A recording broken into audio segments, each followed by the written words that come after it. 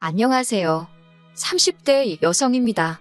이렇게 표현해도 될지 모르겠는데 정초부터 어머님이랑 한판 붙었어요. 며느리랑 사위랑 다르게 뭐라고 며느리는 하인치급 사위는 상전 대우를 하시는지. 남편과는 직장 상사의 소개로 만났습니다. 첫 만남부터 둘 다 비슷한 업계에서 일을 하고 있기도 했고 취향도 잘 맞아서 그런지 대화가 잘 통하더라고요. 그래도 한 달 정도는 서로 탐색전이라고 해야 할지 알아가는 시간을 가졌어요. 그때 알게 된 게 저는 서울에서 나고 자란 반면 남편은 당시 직장에 입사하게 되면서 처음 서울 생활을 시작했다고 하더라고요. 남편과 저는 결혼 전 1년 반 정도를 사귀었는데 결혼 이야기가 나오고 나서는 남편이나 저나 결혼 전 조금이라도 돈 좀 더 모아보자는 생각에 남편 자취방에서 데이트를 하는 일이 많아졌어요. 그때는 그게 궁상맞다기보다는 서로 뜻이 맞아 다행이다 싶었지요. 자취방에 갈 때마다 느낀 거였지만 남편이 정리정돈을 못하더라고요. 결국 보다 못한 제가 두어 차례 다 뒤집어 엎어서 대청소를 해주기도 했어요. 제발 유지만이라도 하라고 했는데 근데 그걸 못하대요. 결국 나중에는 청소고 뭐고 그냥 제가 포기했습니다. 그리고 남편은 요리도 정말 못하더라고요. 근데 이거야. 저는 요리가 취미였던 반면 남편은 회사에서 식사를 해결하기도 했고 제 입장에서 납득할 수 있는 부분이었기 때문에 큰 문제는 아니었어요. 그래도 이런 과정을 겪어서 좋았던 건 결혼 이후에는 제가 청소랑 요리를 담당하고 남편이 설거지랑 빨래 그리고 그 외 힘든 일을 하는 걸로 자연스레 업무 분담까지 하게 되었다는 거지요. 결혼 이야기가 나오고서 처음 시댁에 인사를 드리러 갔던 날이었어요. 어머님이 현관문을 열어주셨는데 이건 뭐 신발을 어디다 벗어나야 할지조차 감이 안 올 만큼 발 디딜 틈이 없더라고요.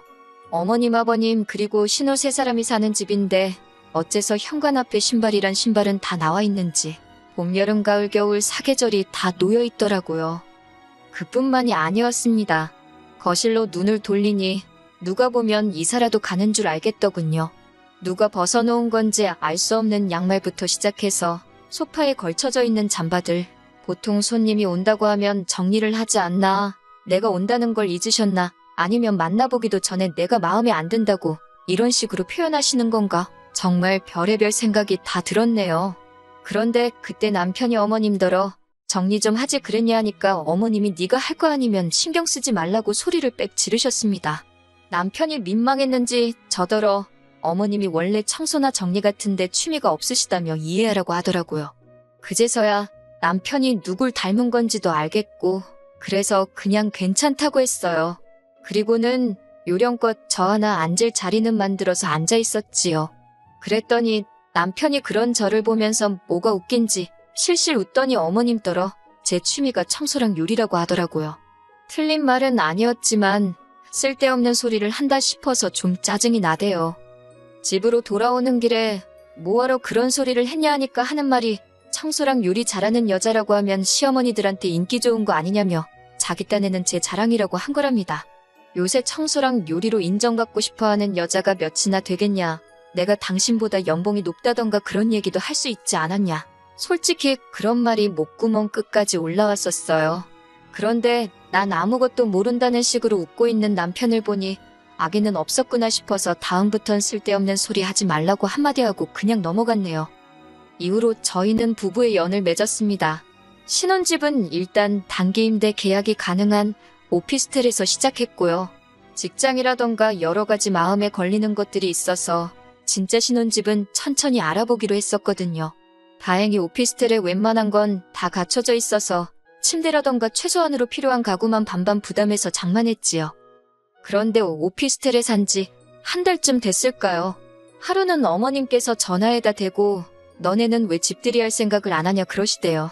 단기임대 오피스텔인데 무슨 집들이를 하라는 건가 싶어서 솔직히 황당했습니다. 제가 나중에 진짜 집 장만하면 그때 제대로 하려고 한다며 적당히 웃어 넘기려고 했는데 어머님이 그런 게 어딨냐고 역정을 내시더라고요. 결혼을 했으면 반지하에 살아도 부모한테 이렇게 해놓고 삽니다. 이렇게 살게 해주셔서 감사합니다 하고 보여주는 게 맞는 거라면서요. 듣는 내내 억지다 싶었지만 알겠다 했습니다. 그리고 며칠 뒤 13평의 작은 오피스텔에 어머님, 아버님 그리고 신우의 저희 부부까지 5사람이 들어차니 정신이 하나도 없더라고요. 어머님께서는 집안을 둘러보시더니 집안이 휑하다고 인간미가 없다며 뭐라고 하셨지요. 깨끗하고 깔끔한 집이 누군가의 눈에는 휑해 보일 수도 있구나. 그냥 그렇게 생각하고 말았습니다. 곧이어 제가 집들이기도 하고 해서 월남쌈하고 몇 가지 음식을 해놨었는데 맛을 보시더니 먹을만하다시대요. 신우도 질세라 나쁘지 않네 그러고 있고 그러면서도 집에 갈 때 되니까 남은 음식 없냐고 하시면서 다 싸달랍니다. 그러더니 거의 저희 냉장고를 털어가다시피 다 가지고 가셨어요. 솔직히 말이 좋아 집들이지 오셔서 내내 흠만 잡으시고 어떻게든 저를 깎아내리려 하셨다는 게 너무 속상하대요. 하지만 제가 정말 마음이 상하기 시작했던 건 이후에 있었던 일들 때문이었어요. 처음 사건은 집들이 후로 3달도 지나지 않았을 때였습니다. 하루는 어머님께서 갑자기 이번 주말에 내려오라고 연락을 해오셨지요. 뭐 제가 별다른 일이 있던 건 아니지만 집에서 할 일 없이 굴러다녀도 그게 좋지 시댁 가는 게 좋을 리는 없잖아요. 무슨 일 때문이시냐고 물으니 집에 와서 청소 좀 해달랍니다. 저는 처음에 제가 잘못 들은 줄 알았네요. 그래서 뭐라고 하셨냐 다시 물으니 신우가 일요일에 사귀는 남자친구를 데리고 온다는데 집안 꼴이 말이 아니라면서 저더러 내려와서 집도 치우고 음식도 좀 하랍니다.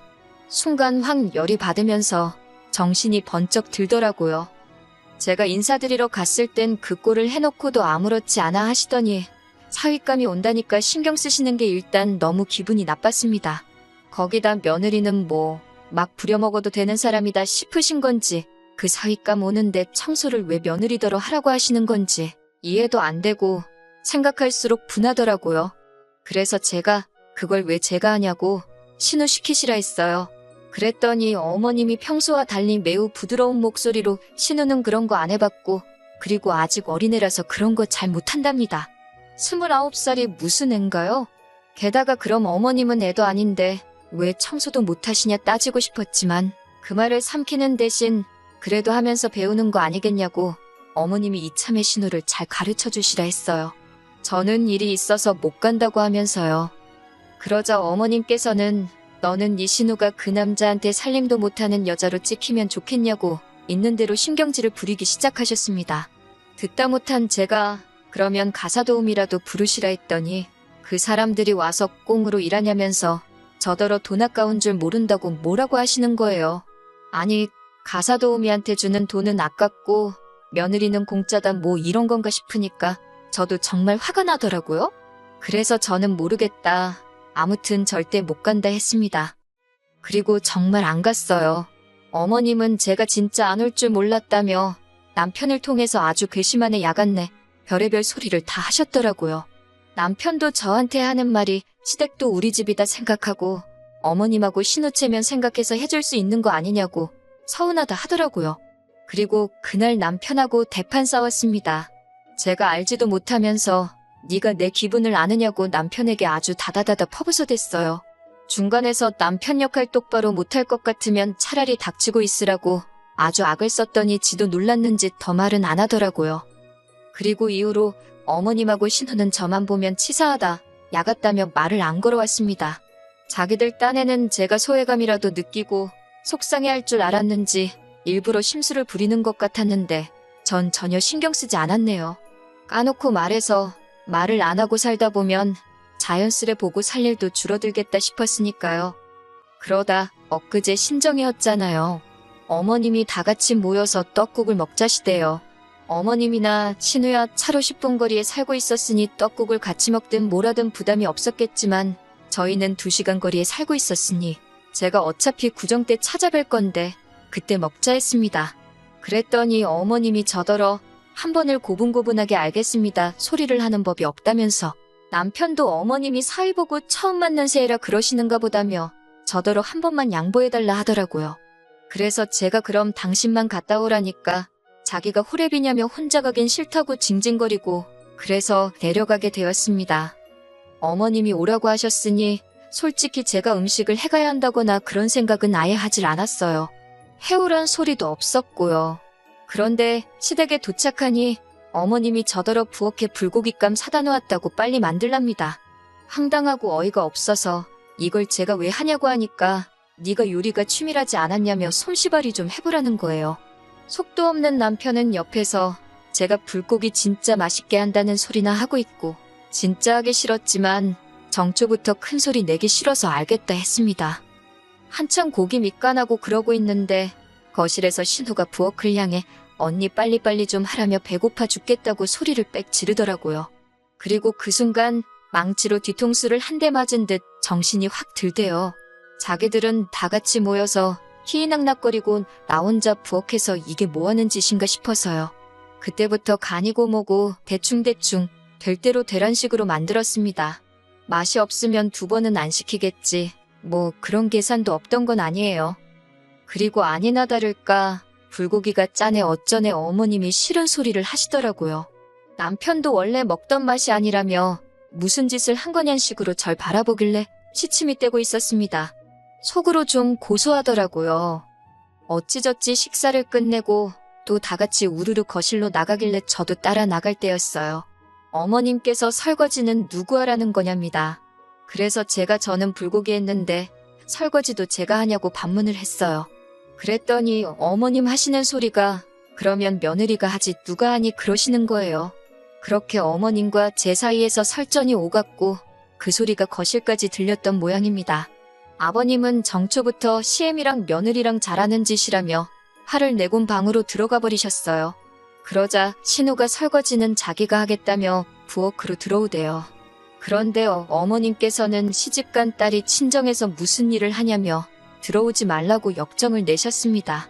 상황에 심상치 않다 싶었는지 눈치냐고 하나도 없는 제 남편이 실실 쪼개며 이제 이 몸이 나설 차례인가 말 같지도 않은 농담을 하며 부엌으로 왔는데 어머님은 이번에도 남자가 무슨 부엌 출입을 하느냐며 못 들어오게 하는 거예요. 급기야 보다 못한 신우 남편이 자기가 하겠다 하니까 이번엔 또 사위는 처가와서 이런 거 하는 거 아니라고.